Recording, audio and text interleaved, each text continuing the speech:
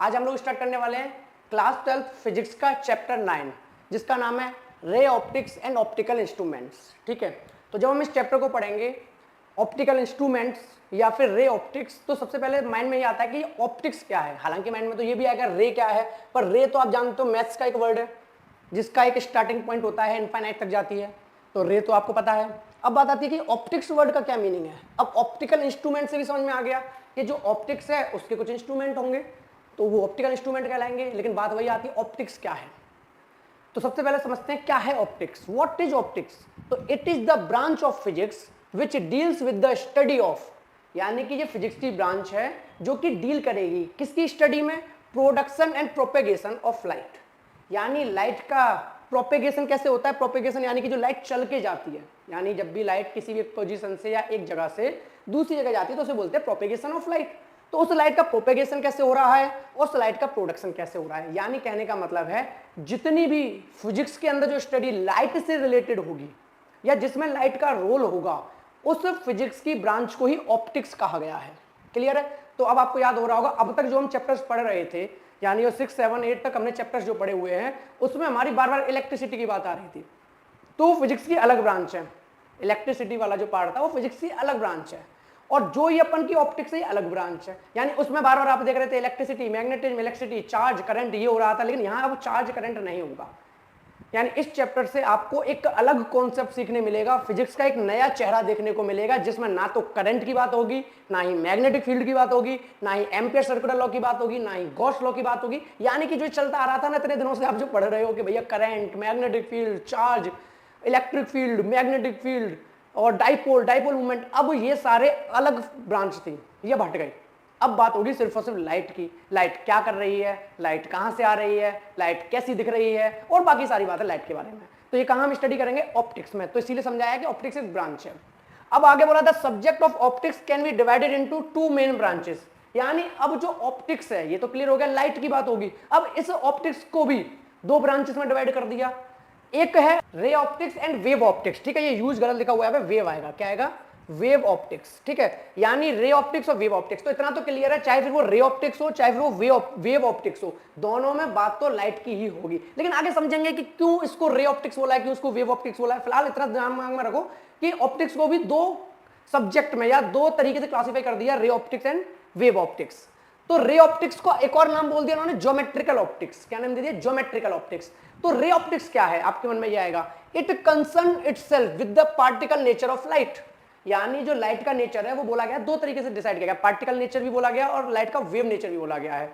तो जब लाइट को पार्टिकल नेचर की तरह माना जाए, यानी माना जाए कि लाइट जो प्रोपेगेट कर रही है वो पैकेट्स की फॉर्म में, पार्टिकल की फॉर्म में कर रही है, तो उसकी स्टडी को रखा गया किसके अंदर? रे ऑप्टिक्स के अंदर, या कहो ज्योमेट्रिकल ऑप्टिक्स के अंदर।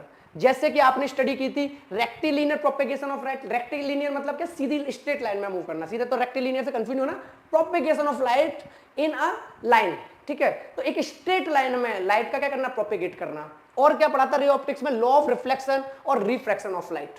यानी अब आपके दिमाग में आ रहा होगा कि अच्छा जो हमें 10th क्लास में पढ़ाई गई थी लाइट चैप्टर, वो रे ऑप्टिक्स पढ़ाई गई थी। क्या पढ़ाई गई थी? Ray optics. लेकिन वहां कुछ भी आपको बताया नहीं था, वहां बोला था भैया हम आपको लाइट चैप्टर पढ़ा रहे हैं, हम आपको लाइट चैप्टर बता रहे हैं, आपने क्लास 10th में पढ़ा था। लेकिन यहां इन्होंने बता दिया कि रे ऑप्टिक्स पढ़ी थी, क्योंकि वहां पे हमने यही तो पढ़ा था, रिफ्लेक्शन पढ़ा था, रिफ्रैक्शन पढ़ा था। और याद करो हमने बोला था light travel in straight line, particle की फॉर्म में थी लाइट। तो यानी कि क्लास 10th में रे ऑप्टिक्स ही पढ़ाया गया था। तो थोड़ा थोड़ा आइडिया ये हो गया। अगर लाइट का नेचर हम मान के चलें कि पार्टिकल नेचर नहीं है, वेव नेचर है, तो फिर दूसरी फिजिक्स आ जाती है, या दूसरी ब्रांच आ जाती है। दूसरी फिजिक्स नहीं आ जाती, ऑप्टिक्स की दूसरी ब्रांच आ जाती है। फिजिक्स के अंदर ही ऑप्टिक्स है, अब ऑप्टिक्स की दूसरी ब्रांच जब आ जाती है वेव ऑप्टिक्स, जैसे फिजिकल ऑप्टिक्स भी बोलते हैं। अब इस वेव ऑप्टिक्स के अंदर आप स्टडी क्या करोगे? It concern itself with the wave nature. पहली बात तो यही है कि इसमें लाइट कैसे कंसर्न कर रही है? पार्टिकल नेचर, और यहां कर रही है wave nature of light and is based on the phenomenon like. यानी जब हम लाइट के वेव नेचर की बात करेंगे तो कौन कौन से फिनोमिनन की हम स्टडी करेंगे या कौन कौन से फिनोमिनन पढ़ेंगे? पहला इंटरफेरेंस पढ़ेंगे, यानी कि वेव नेचर ऑफ लाइट होगा। डिफ्रैक्शन पढ़ेंगे, पोलराइजेशन ऑफ लाइट पढ़ेंगे। इन तीनों ही टर्म को हमने क्लास 10th में टच नहीं किया था, यानी हमने क्लास 10th में वेव नेचर ऑफ लाइट की कोई बात ही नहीं की थी। हमने सोचा भी नहीं था कि लाइट का ऐसा नेचर है भैया वेव नेचर में, लाइट वेव की फॉर्म में चलती है, नहीं सोचा था। हमने सोचा था लाइट तो पार्टिकल नेचर में चलती है, और पार्टिकल नेचर के हिसाब से रिफ्लेक्शन को डिफाइन किया, रिफ्रैक्शन को डिफाइन किया। क्लियर है? जब लाइट को वेव नेचर में बोलेंगे तो डिफ्रैक्शन भी बताना पड़ेगा, इंटरफेरेंस भी बताना पड़ेगा और पोलराइजेशन का भी डिस्कशन करना पड़ेगा। यहां तक बिल्कुल सारी चीजें क्लियर है अच्छे से। तो ऑप्टिक्स क्लियर हो गई, रे ऑप्टिक्स, वेव ऑप्टिक्स। अब आपको समझ आ रहा है ना, जो ये चैप्टर पढ़ेंगे 9th वाला, इसका नाम है रे ऑप्टिक्स। यानी यहां पर लाइट को पार्टिकल नेचर का मान के चलेंगे, लाइट एक स्ट्रेट लाइन में प्रोपेगेट करेगी, एक स्ट्रेट लाइन में, और अगला वाला चैप्टर वेव नेचर के ऊपर होगा। यानी वहां मानेंगे नहीं, लाइट का नेचर तो वेव है, लाइट तो वेव फॉर्म में चलती है। तो क्लियर है, इसीलिए लाइट के 2 चैप्टर हैं, अगले वाला जो वो चैप्टर है वो हमारा वेव नेचर पे होगा। ठीक है, in the previous chapter we have learned that light is an electromagnetic waves. अब जब हमने इलेक्ट्रोमैग्नेटिक वेव वाला चैप्टर पढ़ा था, जो हमारा चैप्टर 8 था, उसमें हमने क्या बोला था कि भाई इलेक्ट्रोमैग्नेटिक वेव में कौन कौन आ रहा था? इंफ्रारेड आ रही थी, रेडियो वेव आ रही थी, एक्स रे आ रही थी, गामा रे आ रही थी, और एक विजिबल लाइट भी आई थी। वही विजिबल लाइट है ये रे ऑप्टिक्स में जो हम लाइट की स्टडी कर रहे हैं, कौन सी है? Visible light. तो इसका मतलब तो पता चला कि भाई विजिबल लाइट फिर तो इलेक्ट्रोमैग्नेटिक वेव है। विजिबल लाइट का इलेक्ट्रोमैग्नेटिक वेव तो वही बता रहा है कि इलेक्ट्रोमैग्नेटिक वेव है in which electric and magnetic field vary harmonically in space and the visible light consist of waves with wavelength ranging from. यानी कि इस हिसाब से हमारी जो विजिबल लाइट है वो इलेक्ट्रोमैग्नेटिक वेव है, और उसकी जो वेवलेंथ होती है, उसकी रेंज होती है वो 4000 एंगस्ट्रम से 7500 एंगस्ट्रम तक होती है। तो जो वेवलेंथ है वो कहां से कहां तक रेंज कर रही है? 4000 एंगस्ट्रम टू 7500 एंगस्ट्रम। अगर इस एंगस्ट्रम को अपन को मीटर में कन्वर्ट करना हो तो 1 एंगस्ट्रम इक्वल्स टू होता है हमारा 10⁻⁻10 मीटर। यानी जब भी आपको एंगस्ट्रम से किसमें कन्वर्ट करना हो मेरे भाई? मीटर में कन्वर्ट करना हो, तो आप क्या करना? 10⁻⁻10 का मल्टीप्लाई करना, वो मीटर में कन्वर्ट हो जाएगी। क्लियर है? तो आपको पता चल गया विजिबल लाइट की वेवलेंथ या तो 4000 एंगस्ट्रम, यानी कि मीटर में कन्वर्ट करना तो क्या करो? 4000 मल्टीप्लाई 10⁻10 कर लो, मीटर में कन्वर्ट करना है तो, और इससे लेके 7500 एंगस्ट्रम तक। क्लियर है? तो ये वाली बात हो गई कि जो विजिबल लाइट है, यानी जो कि एक इलेक्ट्रोमैग्नेटिक वेव है, उसकी वेवलेंथ कहां से कहां तक रेंज में वेरी कर रही है। ठीक है, आगे बढ़ते हैं। अब आगे आता है behaviour of light at the interface of 2 media. यानी जब भी 2 मीडिया का मतलब मीडियम, मीडियम का प्लूरल फॉर्म है मीडिया। तो ये कह रहा है कि जब भी लाइट किसी भी सरफेस पे पड़ेगी तो वहां पर उसका क्या बिहेवियर होगा? Behaviour of light at the interface of 2 media, यानी 2 मीडिया के इंटरफेस पे। ऐसे समझ लो कि जैसे ऊपर मान लो ये तो एयर है, ऊपर क्या है? एयर है, और नीचे आप देख पा रहे हो उन्होंने ग्लास का पीस रख दिया, ग्लास स्लैब रख दी। क्या रख दिया? ग्लास पीस रख दिया, या स्लैब कह लो। अब इन्होंने यहाँ ग्लास पीस रख दिया, ऊपर एयर है। तो भाई जब एयर लाइट है, अब लाइट ये तो देख नहीं रही एयर है ग्लास है, अब लाइट यहाँ पे आ रही है, तो लाइट तो मेरे पे भी पड़ रही है, लाइट एयर में भी चल रही है, लाइट इस बोर्ड पे भी पड़ रही है। तो मीडियम तो अलग अलग है, जैसे ये तो एयर है लेकिन इस बोर्ड पर मीडियम चेंज हो रहा है, तो सेम यहाँ हो रहा है कि लाइट एयर में है और किसी एक मीडियम पर पड़ रही है। तो वही कह रहे हैं कि क्या बिहेवियर होता है। देखो ये सारी बातें जो हम शुरू में इंट्रोडक्शन कर रहे हैं ना, ये सब कुछ आप 10th में पढ़ चुके हो। अगर आपने 10th में लाइट चैप्टर बहुत अच्छे से पढ़ा है तो आपको सब कुछ पता है, इंसिडेंट, रिफ्लेक्शन। लेकिन फिर से रिवाइज करा रहा हूं, अगर आपने 10th नहीं पढ़ी है या फिर भूल गए हो, पढ़ी तो थी। ठीक है, तो क्या बिहेवियर होता है? अब हमें पता है जब भी लाइट की सर्फेस पे पड़ेगी तो 2 काम होंगे, या तो रिफ्लेक्ट कर जाएगी, जैसे कोई दीवार है, लाइट आई, टकराई, टकरा के वापस जाएगी, तो या तो रिफ्लेक्ट कर जाएगी या फिर रिफ्रैक्ट कर जाएगी। रिफ्रैक्ट कब करेगी? कि अगर आपका जो ऑब्जेक्ट है वो ओपेक ना हो, कि ट्रांसपेरेंट हो या ट्रांसल्यूसेंट हो। अगर ओपेक, ओपेक मतलब क्या? कि बिल्कुल आर पर लाइट ना जा सके। अगर ओपेक हुआ, जैसे दीवार होती है तो लाइट दीवार में पड़ती है, लौट जाती है। लेकिन अगर दीवार की जगह पर वहां पर कांच का टुकड़ा हुआ जो कि ट्रांसपेरेंट मीडियम है, तो वहां लाइट पड़ेगी, तो वहां दोनों काम होंगे, रिफ्लेक्शन भी और रिफ्रैक्शन भी। तो वही बोला है कि when light travelling in one medium falls on the surface of the second medium, जब एक मीडियम से दूसरे मीडियम के सरफेस पर फॉल करती है, द फॉलोइंग 3 इफेक्ट में अकर, यानी इनमें से कोई 3 इफेक्ट हो सकते हैं। कौन कौन से? नंबर 1, या तो वहां पर होगा a part of light, incident light is turned back to the first medium, this is called reflection of light. अब ये तो बताने की जरूरत नहीं ना इंसिडेंट रे कौन सी होती है, रिफ्लेक्टेड रे। भाई इतना तो ये तो 7th क्लास में ही पढ़ लिया, 8th क्लास के बच्चों की क्लास में भी है कि इंसिडेंट रे वो लाइट रे होती है जो कि ऑब्जेक्ट की तरफ जाती है, रिफ्लेक्टेड रे वो रे लाइट होती है जो कि टकरा के आती है, नॉर्मल वो लाइट होती है जो प्लेन से परपेंडिकुलर खींची जाती है। तो इंसिडेंट रे, नॉर्मल और रिफ्लेक्टेड रे, इनको नहीं बताऊंगा अभी। क्लियर है? और जरूरत पड़ रही हो बताने की तो कमेंट कर देना कि नहीं ये भी बता दो। ठीक है, तो अब पार्ट ऑफ इंसिडेंट लाइट अगर टर्न बैक करेगी या तो भाई रिफ्लेक्शन कहलाएगा। अब part of incident light is transmitted into the second medium, ये रिफ्लेक्शन कहलाएगा कि भाई ट्रांसमिट करके उसमें पार निकल गई। और तीसरा, the remaining third part of light energy is absorbed by the second medium, this is called absorption of light. या फिर क्या होगा, ना तो लाइट किसी से टकरा के वापस जाएगी, ना किसी में लाइट घुस के पार निकल जाएगी, बाकायदा लाइट एब्जॉर्ब हो जाएगी। कुछ ऐसी चीज होती है जो एब्जॉर्ब कर लेती है लाइट को। तो वही बोला है। तो भाई लाइट जब भी किसी सरफेस पे पड़ेगी तो 3 में से एक काम होगा, या तो रिफ्लेक्शन यानी टकरा के आएगी, या तो रिफ्रैक्शन टकरा के निकल जाएगी, या तो एब्जॉर्प्शन। ठीक है भाई, आगे बढ़ते हैं। अब आगे बोला गया लॉज ऑफ रिफ्लेक्शन, सिर्फ रिमाइंड करा रहा हूं, पहले से आपको पता है laws of reflection. Laws of reflection क्या कहते थे कि जो इंसिडेंट रे होती है, रिफ्लेक्टेड रे होती है, नॉर्मल होती है, all lie in the same plane. इसका मीनिंग क्या होता था all lie in the same plane? जैसे समझ लो अगर ये प्लेन है, एक बोर्ड प्लेन हो गया, एक प्लेन ये वाला मान लो हॉरिजॉन्टल प्लेन हो गया, तो कहने का अर्थ इस बात का ये होता है कि अगर इंसिडेंट रे इस बोर्ड पर आई, इंसिडेंट रे इस बोर्ड पर आई तो रिफ्लेक्टेड रे भी इसी बोर्ड से जाएगी और नॉर्मल भी इसी बोर्ड पे बनेगी। तो बोलेंगे incident ray, reflected ray and normal all lie in the same plane, यानी कि बोर्ड। और अगर लाइट आई इस वाले सरफेस पे जिसकी हम बात कर रहे हैं हॉरिजॉन्टल सरफेस, तो इंसिडेंट रे मान लो ये आई और रिफ्लेक्टेड रे ऐसे गई, तो इस प्लेन की बात हो रही है भैया, बोर्ड पे तो कुछ नहीं हो रहा, इंसिडेंट रे यहां से आई तो इस प्लेन पे आई और यहां से टकरा के यहां गई, रिफ्लेक्टेड, और नॉर्मल यहां बनी, तो बोलेंगे incident ray, reflected ray and normal all lie in the same plane. तो फर्स्ट वाले केस में प्लेन क्या था? Vertical. Incident ray, reflected ray and normal all lie in the same plane, यानी वर्टिकल प्लेन। जब हॉरिजॉन्टल है तो incident ray, reflected ray and normal all lie in the same plane, horizontal plane. Clear है? तो ये एक था law of reflection. दूसरा क्या था? दूसरा लॉ ये था कि angle of incidence angle of reflection की इक्वल होता है। जैसे यहां बना हुआ है कि मान लो इंसिडेंट रे आई तो इंसिडेंट रे टकराती थी तो वहां पे एक नॉर्मल बनता था, ये तो आपको याद ही होगा। नॉर्मल किसके होता है? इस सरफेस के, यानी इस सरफेस से परपेंडिकुलर होता है। इस नॉर्मल को ना तो इंसिडेंट रे से कोई मतलब, ना इस नॉर्मल को रिफ्लेक्टेड रे से कोई मतलब। इस नॉर्मल को मतलब है सिर्फ इस पॉइंट से, इंसिडेंट रे यहां टकराई तो जिस पॉइंट पर टकराई वहां से वो 90 डिग्री के एंगल पर खड़ा हो जाता है। किससे 90 डिग्री एंगल? सरफेस से। तो इंसिडेंट रे और नॉर्मल के बीच का एंगल कहलाता है एंगल ऑफ इंसिडेंस, और रिफ्लेक्टेड रे एंड नॉर्मल के बीच का कहलाता है एंगल ऑफ रिफ्रैक्शन। तो angle of incidence is always equal to the, या फिर अगर ऐसे नहीं बनाना डायग्राम तो ऐसे बना लो। आपने 10th में ऐसे पढ़ा होगा, ये प्लेन मिरर है मान लो, ठीक है, ये वर्टिकल, इन्होंने हॉरिजॉन्टल रख दिया, हम वर्टिकल रख दे रहे हैं। मान लो प्लेन मिरर है, रे आई, तो जब रे आई तो इसका नाम क्या है? इंसिडेंट रे, जैसा कि मैंने नाम बताया क्या है? Incident ray. तो जब जिस पॉइंट पर टकराती है, जो रे होती है वो जिस पॉइंट पर टकराती है, तो इस पॉइंट को बोला जाता है पॉइंट ऑफ इंसिडेंस। क्या बोला जाता है? Point of incidence.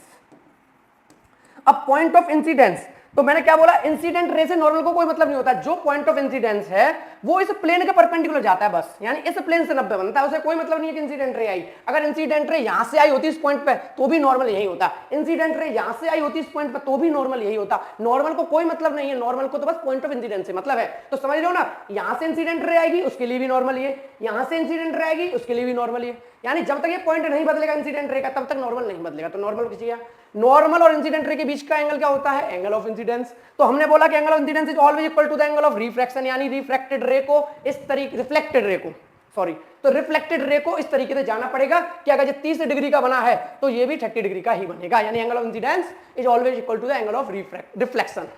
क्लियर है? तो ये वाली बात होगी आपकी लॉज ऑफ रिफ्लेक्शन की। क्लियर है? नोट करना हो नोट कर लेना, लिखा हुआ है। नेक्स्ट आगे स्फेरिकल मिरर्स। देखो जब हमने 10th में भी स्टडी की थी वहां रिफ्लेक्शन भी पढ़ा था, लॉज ऑफ रिफ्लेक्शन भी पढ़ा था, वहां हमने पढ़ा था प्लेन मिरर और स्फेरिकल मिरर दोनों पढ़े थे, आपको याद हो। तो स्फेरिकल मिरर क्या होते थे मैं बता देता हूं। स्फेरिकल मिरर का मीनिंग होता है किसी भी एक स्फीयर है, हॉलो स्फीयर है, इसमें से एक हिस्सा काट लिया, तोड़ दिया, अगर ये हिस्सा तोड़ दिया तो अब भाई ये अलग हो जाएगा, तो ये अलग हो गया, तो इस मिरर का नाम होता था स्फेरिकल मिरर। क्या होता था? Spherical mirror. या फिर इसको एक और नाम से बोला जाता था कर्व्ड मिरर। क्या बोला जाता था? कर्व्ड मिरर, क्योंकि ये कर्व की फॉर्म में है तो कर्व्ड मिरर बोला जाता था। अब मैं अगर आपसे पूछूं कि ये कौन सा मिरर है, यानी कि स्फेरिकल मिरर में भी कौन सा मिरर है, कॉनकेव या कॉन्वेक्स, तो क्या बोलोगे आप? कुछ बच्चे बोलेंगे कॉनकेव, कुछ बोलेंगे कॉन्वेक्स। तो याद रखना जब तक आपको ये ना पता चले इसका बैक पार्ट कौन सा है, या फिर ये ना पता चले कि इसका रिफ्लेक्टिंग पार्ट कौन सा है, रिफ्लेक्शन कहां होगा, तब तक डिसाइड मत करना ये कॉनकेव मिरर है या कॉन्वेक्स मिरर है। तब तक बोलो सिर्फ एक स्फेरिकल मिरर है, हमें नहीं पता कौन सा मिरर है। क्यों? तुम बोलोगे कॉनकेव, लो मैं पॉलिश कर दूंगा इस साइड, तुम बोलोगे कॉनकेव, मैंने पॉलिश कर दी इस साइड, अब रिफ्लेक्टिंग सरफेस हो गया ये, अब रिफ्लेक्टिंग सरफेस ये हो गया, तो ये क्या बन गया? Convex mirror. क्या बन गया?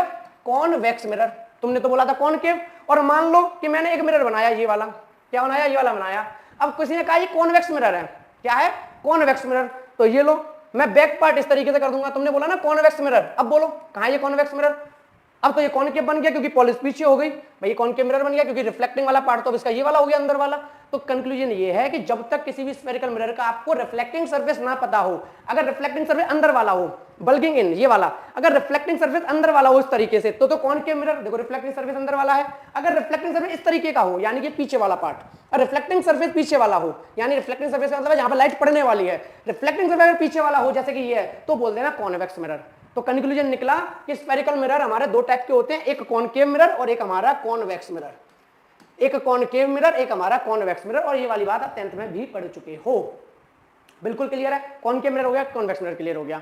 आगे और बात कर लेते हैं। अब यहाँ पे बोला गया है कि स्फेरिकल मिरर दो टाइप के होते हैं, वो मैंने बता दिया। कॉनकेव मिरर डेफिनेशन लिखी हुई है, चाहो तो लिख लो वरना समझा दिया कि अ spherical mirror in which the outer bulb surface, concave mirror में क्या होगा, आउटर बल्ब सरफेस होगा इज सिल्वर पॉलिश्ड, यानी outer bulb surface silver polished होगा। तो कहने का तो अर्थ तो वही है ना।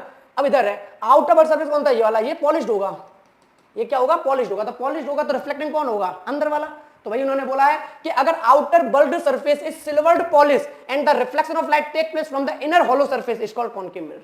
कॉन्वेक्स मिरर की डेफिनेशन देख लो, a spherical mirror in which the inner hollow surface is silver polished, यानी इस बार इनर सरफेस को सिल्वर पॉलिश कर दो, इसको कर दो इनर सरफेस को सिल्वर पॉलिश कर दो। जब इनर सरफेस सिल्वर पॉलिश हो गया तो the reflection of light take place from the outer bulb surface is called a convex mirror. तो हम इसको क्या बोलेंगे, आउटर बल्ब सरफेस जो हमारा है, आउटर बल्ब मतलब इस तरीके से मान लो ये वाला, ठीक है, आउटर बल्ब इनर बल्ब, तो आउटर बल्ब सरफेस जो है हमारा is called the convex mirror.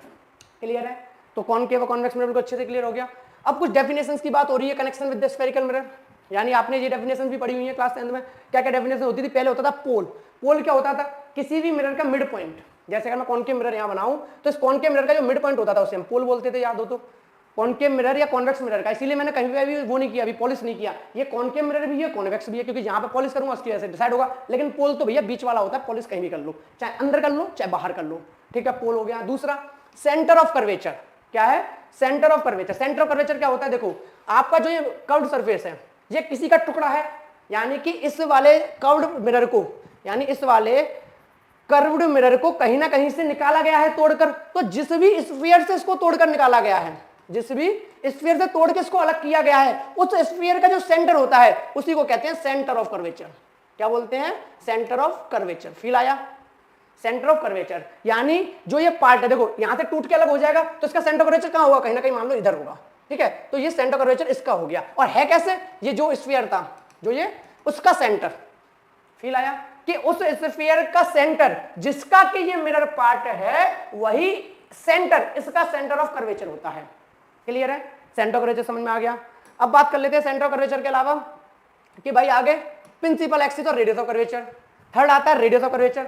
अभी अभी समझाया था सेंटर ऑफ कर्वेचर, पोल से लेके सेंटर ऑफ कर्वेचर तक का डिस्टेंस, ये मिरर है, इसका मिड पॉइंट पोल है। सेंटर ऑफ कर्वेचर कहीं ना कहीं दूर था, क्योंकि भैया स्फीयर तो ऐसे बनेगा, तो इस स्फीयर का सेंटर यानी कहीं दूर था, तो ये सेंटर ऑफ कर्वेचर से पोल तक का डिस्टेंस, पोल तक की लेंथ आपकी क्या थी, रेडियस ऑफ कर्वेचर, ठीक है, रेडियस कर्वेचर हो गया। फिर आता है प्रिंसिपल एक्सिस।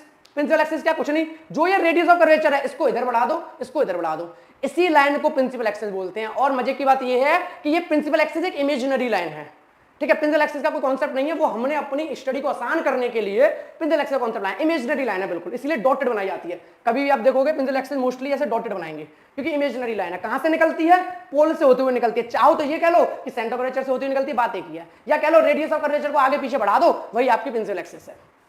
क्लियर है, तो प्रिंसिपल एक्सिस हो गया। नेक्स्ट आपका है लीनियर अपर्चर। अपर्चर क्या होता है, जो आपका it is the diameter A B of the circular boundary of the spherical mirror, यानी जो आपका स्फेरिकल मिरर है उसकी जो बाउंड्री है, इट इज द डायमीटर, उस बाउंड्री की जो डायमीटर से बोलते हैं अपर्चर।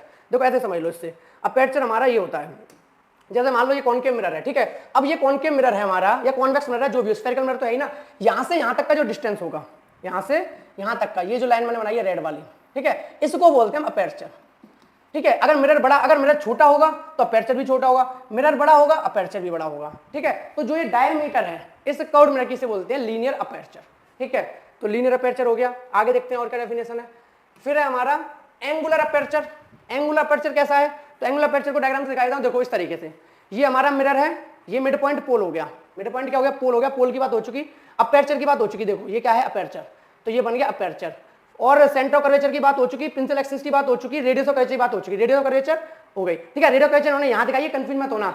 एक बात बताओ, अगर ये स्फीयर का पार्ट है तो यहां से यहां तक का डिस्टेंस और यहां से यहां तक का डिस्टेंस है तो सब रेडियस ही, यहां से यहां तक का डिस्टेंस, तो रेडियस ऑफ कर्वेचर तो किसी को भी बोल दो, रेडियस ऑफ कर्वेचर किसी को भी बोल दो, कोई दिक्कत नहीं। तो कंफ्यूज मत होना कि सर आपने बोला था रेडियस ऑफ कर्वेचर पोल से लेके सेंटर तक का डिस्टेंस, और इन्होंने रेडियस ऑफ कर्वेचर बनाया सेंटर से लेके पॉइंट बी तक का डिस्टेंस। तो मेरे भाई सेंटर से लेके चाहे पॉइंट पी तक जाओ, चाहे सेंटर से लेके पॉइंट बी तक जाओ, रहेगा तो इस स्फीयर का रेडियस ही, तो वही रेडियस, रेडियस ऑफ कर्वेचर, क्योंकि डिस्टेंस सेम है, तो कंफ्यूज नहीं होना, रेडियस ऑफ कर्वेचर हो गया। अब रही बात किसकी, एंगुलर जो था अपन का, एंगुलर अपर्चर। एंगुलर अपर्चर ही एंगल होता है, एंगुलर अपर्चर क्या होता है हमारा, एंगल होता है, जो कि ए सी बी एंगल बनेगा, ठीक है, ये वाला एंगल।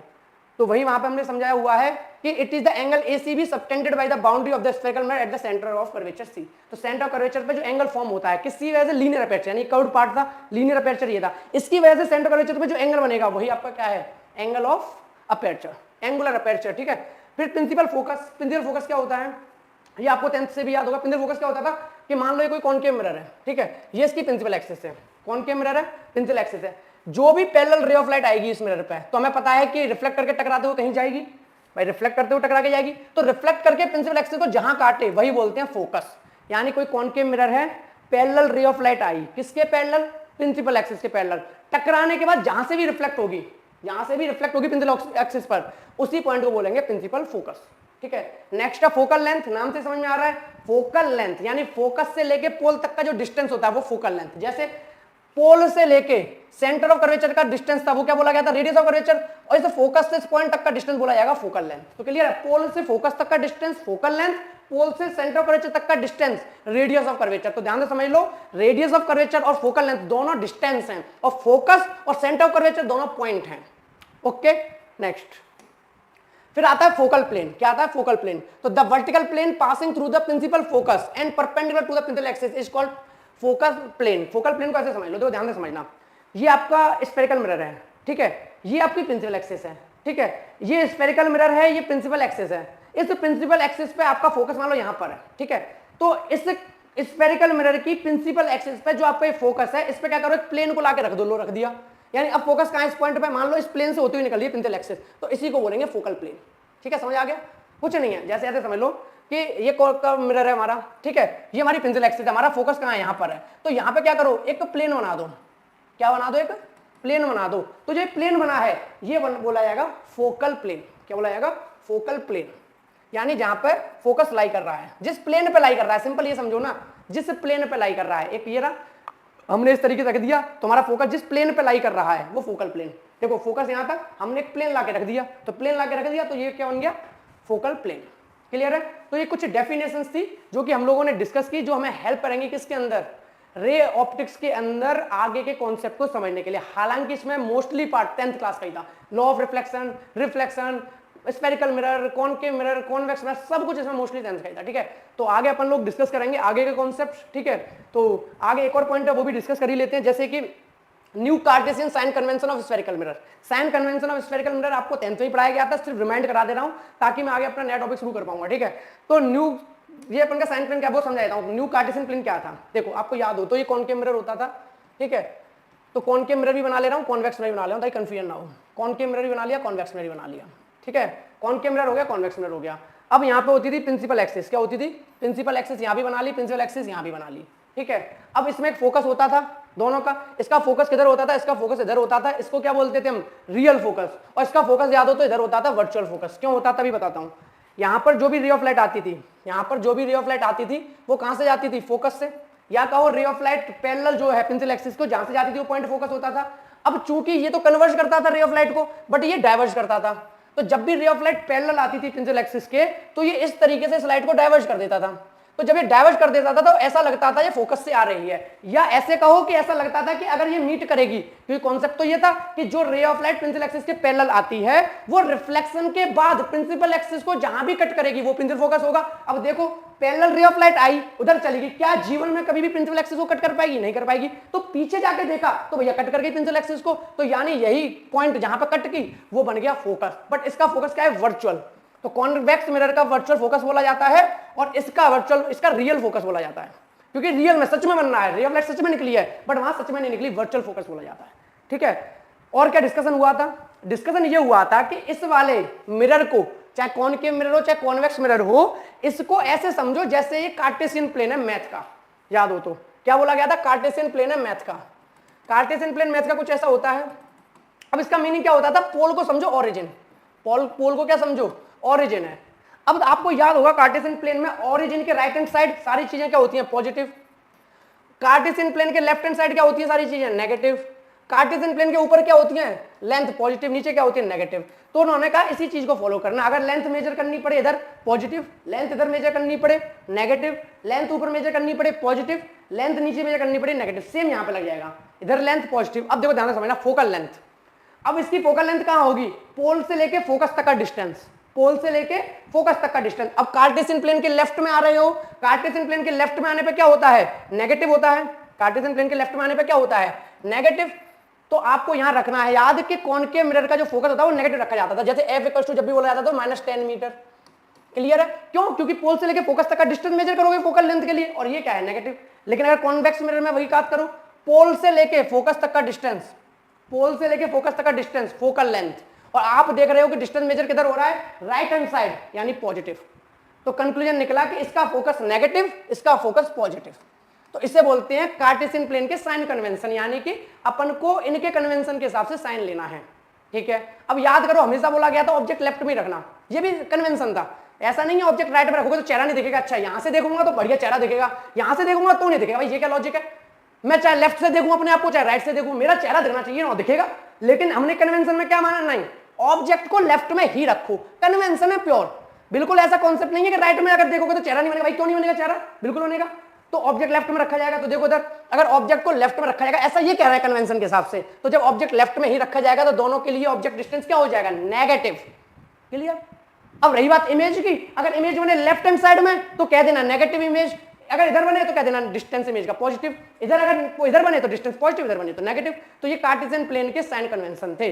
अब एक और बात हो गई, वो फोकस फोकल लेंथ की बात हो गई, ठीक है, और किसकी बात हो गई, ऑब्जेक्ट की बात हो गई, दोनों के लिए ऑब्जेक्ट नेगेटिव।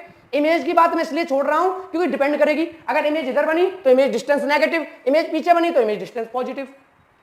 ठीक है, अब एक आपका बच्चा क्या, ऑब्जेक्ट की हाइट और इमेज की हाइट। तो याद रखना, अगर ऑब्जेक्ट ऊपर की तरफ खड़ा हो प्रिंसिपल एक्सिस से तो इसकी हाइट क्या आएगी, पॉजिटिव, क्योंकि देखो ना कार्टेशियन प्लेन में ऊपर क्या होता है, पॉजिटिव। अगर इमेज आपकी कहां बन जाए, देखो ऑब्जेक्ट तो कभी भी उल्टा बन नहीं सकता, क्योंकि ऑब्जेक्ट तो हमेशा ही प्रिंसिपल एक्सिस के ऊपर रखा जाता है। तो मैं क्या कह सकता हूं, ऑब्जेक्ट की हाइट तो हमेशा पॉजिटिव। अब रही बात इमेज की, अगर इमेज बन गई उल्टी नीचे की तरफ प्रिंसिपल एक्सिस से, तो नीचे की तरफ का डिस्टेंस क्या होता है, देखो नेगेटिव। तो इमेज का डिस्टेंस क्या कहलाएगा, नेगेटिव, यानी इमेज बनेगी नेगेटिव। तो ये साइन कन्वेंशन आपको आने चाहिए, और मैं उम्मीद करता हूं कि ये आपको 10th से याद थे, बस मैंने जल्दी से रिवाइज कराया है। अब आपको सब कुछ याद आ गया होगा 10th का किस तरीके से साइन कन्वेंशन वर्क करता था। बिल्कुल क्लियर है। तो ये सारी बातें थी आपकी साइन कन्वेंशन की, बिल्कुल क्लियर है। तो ये यहाँ पे इन्होंने डायग्राम भी बना दिया, वो डायग्राम को देख लो बस समझ में आ। ये कोई मिरर है, ऑब्जेक्ट ऑन लेफ्ट, ये इंसिडेंट लाइट इधर से आएगी, हाइट डाउनवर्ड होगी तो negative, height downward negative, height upward positive, object on length negative, distance along incident light positive. बस इधर वाले डिस्टेंस पॉजिटिव, इधर वाले डिस्टेंस नेगेटिव, ऊपर वाले डिस्टेंस पॉजिटिव, नीचे वाले डिस्टेंस नेगेटिव। और कौन है यहां पर रेफरेंस, ये रेफरेंस है प्रिंसिपल एक्सिस, यानी प्रिंसिपल एक्सिस के ऊपर तो पॉजिटिव, प्रिंसिपल एक्सिस के नीचे तो नेगेटिव, पोल के लेफ्ट में तो नेगेटिव, पोल के राइट में तो पॉजिटिव। आई होप आपको वापस से याद आ गई होंगी सारी चीजें, बिल्कुल क्लियर है। फिर भी अगर कोई डाउट रह गया हो तो कमेंट सेक्शन में कमेंट करके जरूर बताना, फिर अपन आगे अपना नया टॉपिक नया कॉन्सेप्ट शुरू करेंगे। ठीक है, मिलते हैं फिर अपन नेक्स्ट वीडियो में। Thank you so much.